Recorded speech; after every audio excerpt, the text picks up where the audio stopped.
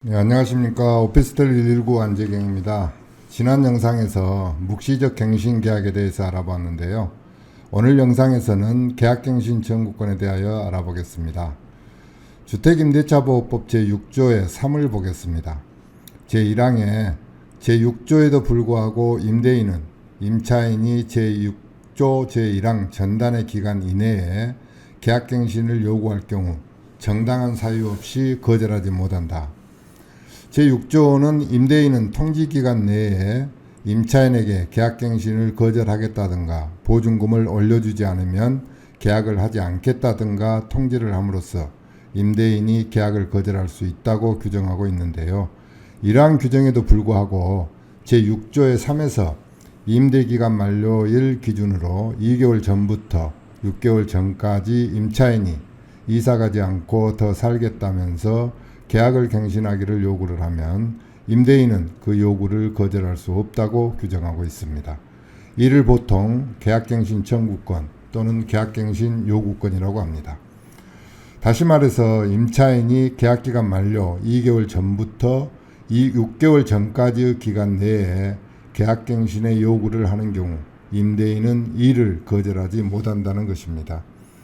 다만 다음 각호의 어느 하나에 해당하는 경우에 그러하지 아니하다 해서 임대인이 임차인의 갱신 요구를 거절할 수 있는 사유를 규정하고 있는데요. 이것은 뒤에서 살펴보겠습니다. 제2항에서는 임차인은 제1항에 따른 계약갱신 요구권을 1회에 한하여 행사할 수 있다. 이 경우 갱신되는 임대차의 존속기간은 2년으로 본다. 이렇게 계약갱신 요구권은 계속해서 사용할 수 있는 것이 아니고 1회만 사용할 수 있습니다. 이에 대한 몇 가지 사례를 살펴보겠습니다. 임차인 A가 2년 계약기간이 지난 후 묵시적 갱신 계약이 되어 2년을 더 살았습니다. 그리고 임대인이 갱신 거절의 통지를 해왔습니다. 이 경우 임차인은 이미 4년을 살았기 때문에 계약갱신 요구를 할 수 없는 것일까요? 아닙니다. 할 수 있습니다. 묵시적 갱신 계약은 계약갱신 요구권을 행사한 것이 아니기 때문입니다. 다음으로 임차인 B는 2년 계약기간 만료 후 계약갱신 청구권을 행사해서 2년을 더 거주했는데 이후 묵시적 갱신이 되어 2년을 더 살고 있습니다. 이 경우에도 다시 계약갱신 청구권을 행사할 수 있을까요? 이 경우는 할 수 없습니다. 계약갱신 요구권은 1회만 사용하도록 되어 있기 때문입니다. 임차인 C는 특약에 계약갱신 청구권을 행사하지 않기로 기재하였습니다. 이 경우 C는 특약에 따라 계약갱신 청구권을 행사하지 못할까요? 아닙니다. 이 경우 특약이 법 규정을 위반하고 있고 임차인에게 불리한 조항이기 때문에 효력이 없고 임차인 C는 계약갱신 청구권을 행사할 수 있습니다. 임차인 D는 통지기간 내에 임대인으로부터 갱신 거절의 통지를 받았고 임차인 D도 처음에 이사를 가겠다고 했습니다. 그런데 막상 이사를 가려고 하니까 마땅한 집이 없어서 계약갱신 청구권을 행사하려고 하는데 가능할까요? 이 경우도 뒤에 설명하는 법 제6조의 3 단서 규정에 해당하는 사항이 없다면 가능합니다. 임차인 E는 최초 계약 시 1년으로 계약했는데 1년을 더 연장하기 위해 계약갱신 청구권을 행사해서 계약을 갱신해야 할까요? 계약기간이 2년 미만인 경우 주택임대차보호법 제4조에 따라 2년으로 본다고 하고 있기 때문에 구태여 계약갱신 청구권을 행사하지 않아도 법적으로 2년을 거주할 수 있습니다. 물론 이렇게 법정 2년을 거주하고 이후 필요하다면 계약갱신 청구권을 행사할 수 있습니다. 다음으로 3항을 보겠습니다. 갱신되는 임대차는 전 임대차와 동일한 조건으로 다시 계약된 것으로 본다. 다만 차임과 보증금은 제7조의 범위에서 증감할 수 있다라고 하고 있는데요. 제7조에서는 증액의 경우 5%를 초과해서는 안 된다고 하고 있습니다. 즉 계약갱신 청구권 행사로 계약갱신 시 보증금이나 차임은 5% 내에서만 증액할 수 있습니다. 다음 제4항입니다. 제1항에 따라 갱신되는 임대차의 해지에 관하여는 제6조의 2를 준용한다.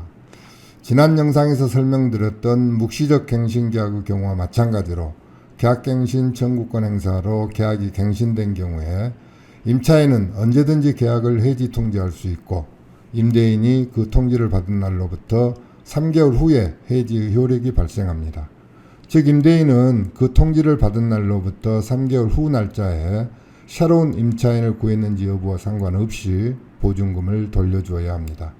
중개수수료 등의 문제는 묵시적 갱신계약 영상에서 살펴보았는데 이 영상을 참고해 주시기 바랍니다. 다음은 임차인이 계약갱신 청구권을 사용하더라도 임대인이 거절할 수 있는 사유입니다. 법 제6조의 3단서에 그 사유를 규정하고 있는데요. 살펴보도록 하겠습니다. 먼저 임차인이 이익의 차임액에 해당하는 금액에 이르도록 차임을 연체한 사실이 있는 경우, 이에 대하여는 묵시적 갱신계약 영상에서 살펴봤는데요. 이 영상을 참고해 주시기 바랍니다. 두 번째는 임차인이 거짓이나 그 밖에 부정한 방법으로 임차한 경우인데요. 예를 들면 임차인이 허위의 신분으로 계약을 했거나 거주하겠다고 계약하고서 불법 영업장 등으로 사용한 경우 등이 해당이 됩니다. 세 번째는 서로 합의하여 임대인이 임차인에게 상당한 보상을 제공한 경우입니다.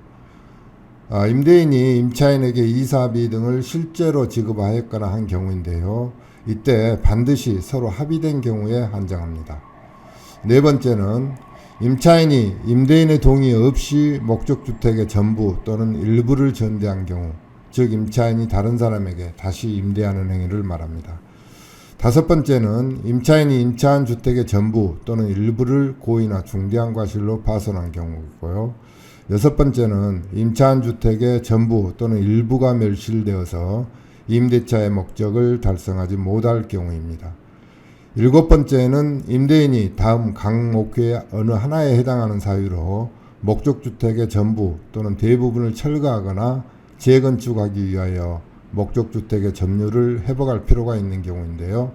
감옥은 임대차 계약 체결 당시 공사 시기 및 소요기간 등을 포함한 철거 또는 재건축 계획을 임차인에게 구체적으로 고지하고 그 계획에 따르는 경우이고요.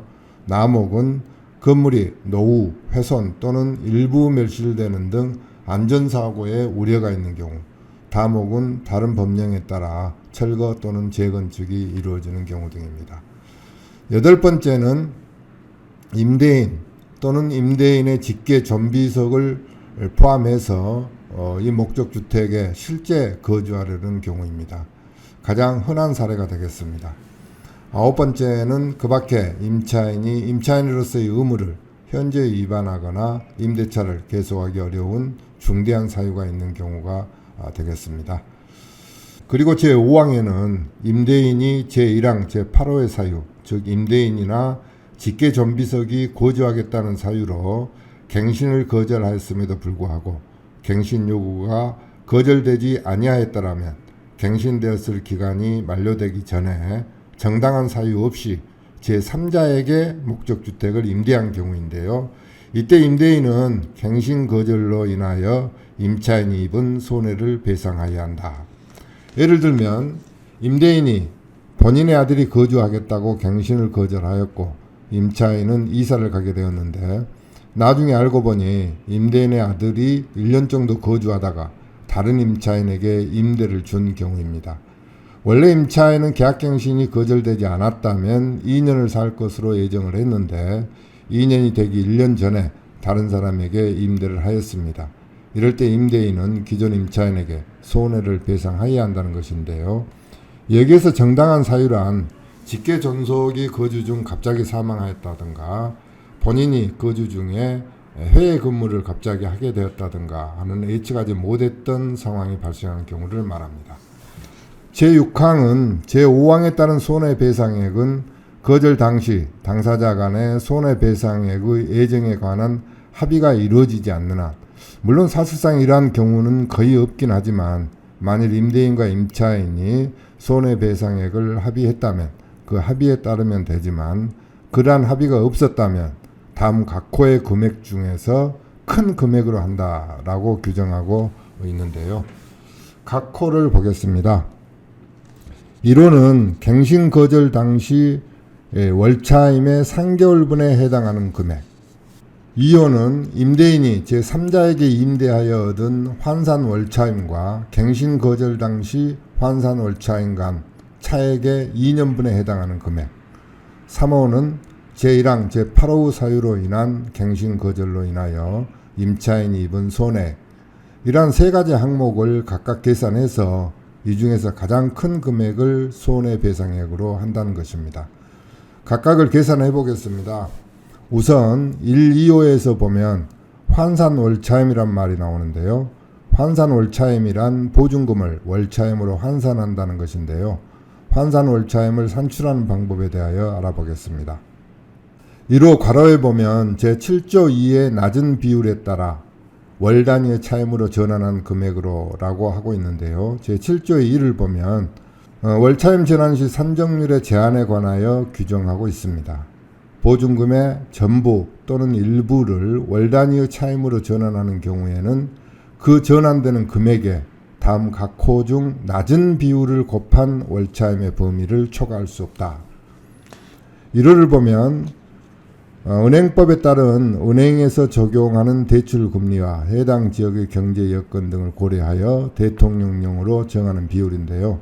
대통령령에서는 연 1할, 즉 10%로 규정하고 있습니다. 그리고 2호는 한국은행에서 공시한 기준금리에 대통령령으로 정하는 이율을 더한 비율이라고 하고 있는데요. 2022년 11월 24일 현재 한국은행 기준금리는 3.25%이고요. 월차임 전환 시 산정률은 2%입니다. 이 둘을 합하면 5.25%가 됩니다. 이 중 5.25%가 더 낮으므로 월차임 전환 시 전환되는 금액의 5.25%를 곱하면 됩니다. 예를 들면 1억 원의 보증금을 환산월차임으로 계산한다고 하면 1억 곱하기 5.25%는 525만원. 그래서 12개월로 나누면 43만 7,500원. 즉 환산월차임은 43만 7,500원이 됩니다. 그래서 1호의 경우에는 환산월차임 43만 7,500원 곱하기 3개월분 하면 해당하는 금액은 131만 2,500원이 됩니다.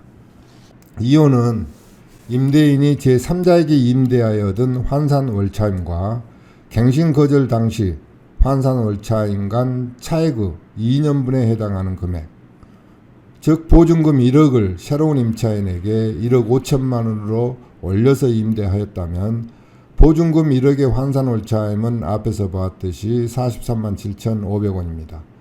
보증금 1억 5천만 원은 1억 5천만 원 곱하기 5.25%는 787만 5천 원. 그래서 12개월로 나누면 65만 6,250원이 됩니다. 따라서 그 차액은 21만 8,750원이고요. 그에 대해서 2년분이니까 2년분을 곱하면 525만 원이 되겠습니다. 다음 3호는 제1항 제8호의 사유로 인한 갱신거절로 인하여 임차인이 입은 손해액이라고 하고 있습니다. 이사비와 중개수수료, 입주청소비, 기타 등등 해서 손해액이 300만 원이라고 하면 이 중 가장 큰 금액인 525만 원이 손해배상액이 되는 것입니다. 다음은 임차인이 이러한 계약갱신 청구권을 사용하여 갱신계약을 하게 될 때 계약서 작성 방법에 대하여 알아보겠습니다. 계약서는 법무부가 국토부와 관련 기관들과 함께 공동으로 만든 주택 임대차 표준계약서를 사용하게 되면 여기에서 보는 것처럼 항목에 체크하고 필요한 사항을 기재만 하면 됩니다. 그리고 특이하게 본 계약은 임차인의 계약갱신 청구권 행사로 갱신되는 것으로서 제8조는 적용하지 않는다라는 규정을 넣어주면 됩니다.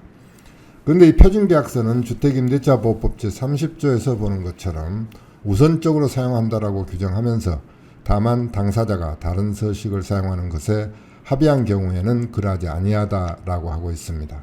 즉 의무사항이 아니어서 당사자들이 특별히 원하지 않으면 일반적으로 공인중개사 사무실에서는 종래의 일반적인 계약서를 사용하고 있는데요. 이때는 반드시 특이하게 본 계약은 임차인이 주택임대차보호법 제6조 3의 계약갱신 요구권 행사에 의한 갱신계약임이라는 문구를 기재하는 것이 필요합니다. 물론 특이하게 이러한 문구를 기재하는 대신 별도의 서류나 문자 등으로 본 계약이 계약갱신 청구권 행사로 인한 것이었다는 것을 남겨놓을 수 있지만 이렇게 계약서 특이하게 기재하는 것이 가장 분명한 방법이 될 것입니다.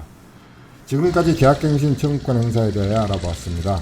도움이 되셨다면 구독과 좋아요 부탁드리면서 끝까지 시청해 주셔서 감사합니다.